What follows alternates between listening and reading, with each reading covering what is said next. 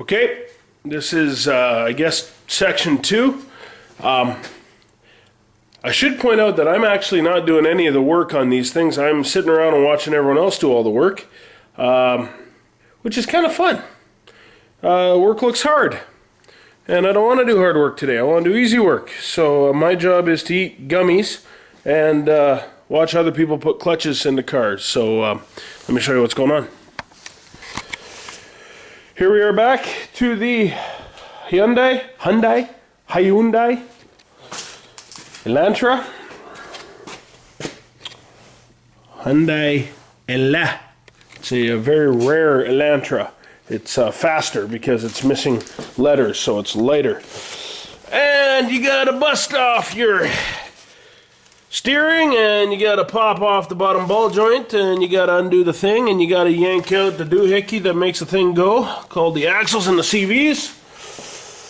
And you gotta take off your power steering hujamawatsit, and you gotta do that after you undo your, believe it or not, your steering linkage from under the dash, because then you gotta drop out the entire subframe, and the reason you drop out the whole subframe is so that you can pull that thing out, drop that out.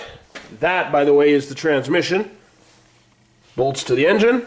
Drop that out so you can get the clutch out. Are there 2 clutches on these? No, there's just 2 cars and they each have a clutch. This car has the transmission all the way out. That would be that right there. And what's really cool about this to me is this whole thing here is a bell housing right up to there. You can see this is one of the bolts that holds it on, bell housing. So this transmission is in fact that big. That'll be a tank to hold oil and some stuff. That's the transmission. All 5 speeds. This is a standard transmission.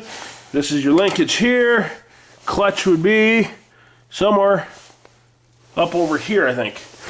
And this is what the front of the car looks like when it's missing everything. If you were to unbolt this bolt and 2 others there, the whole strut would come out, and you would literally have no front end on this car. The motor is being held by cherry picker. That's where the clutch would go. Got to pull all the exhaust to do the clutches on these things. We said, no, we don't have to do that. Let's try it without. So on this car, we didn't pull the exhaust until we did, because you have to pull the exhaust to do the front end on these things. Really, a lot of work. And I got to be honest, I really do like these cars, and I think you should buy one. I think they're better cars than most of the stuff out there. They are cheaper than your Honda stuff, and they are, in my mind, at the very least, the equivalent. And they don't rust as bad, so do with that what you will. They are awfully nice on the interior. They last forever. This one has somewhere around 400,000 K on it. And this is the original clutch. Just maintenance on this one, and this is Manitoba, where it is salty like crazy on the road. So you guys do with that what you will. In my opinion, this is a high quality car to buy, and the proof is in the pudding. Probably be a bunch of comments about how you knew someone who had one of these and they didn't like it, or you had a Hyundai Pony and it sucked. Yeah, well, okay. But I like it.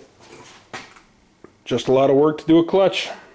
Oh, by the way, that would be the whole subframe right there. Let's get a closer look at that. We're in the shadow here, but that's it. There's everything that makes it steer. This is the rack. All that, remember the power steering line that I said we had to pull off on the other one? That would be this right here. So you can see, this is everything that bolts to everything. This would be the rear engine mount. Here's the front engine mount right there. Like, this is literally the entire front end of the car. If you had an older car, that would be removing the frame, I guess.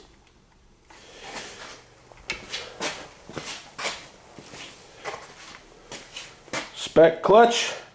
This is your clutch alignment tool. This goes into kind of the center there, and that will go into the engine, into the center of the crankshaft to line everything up.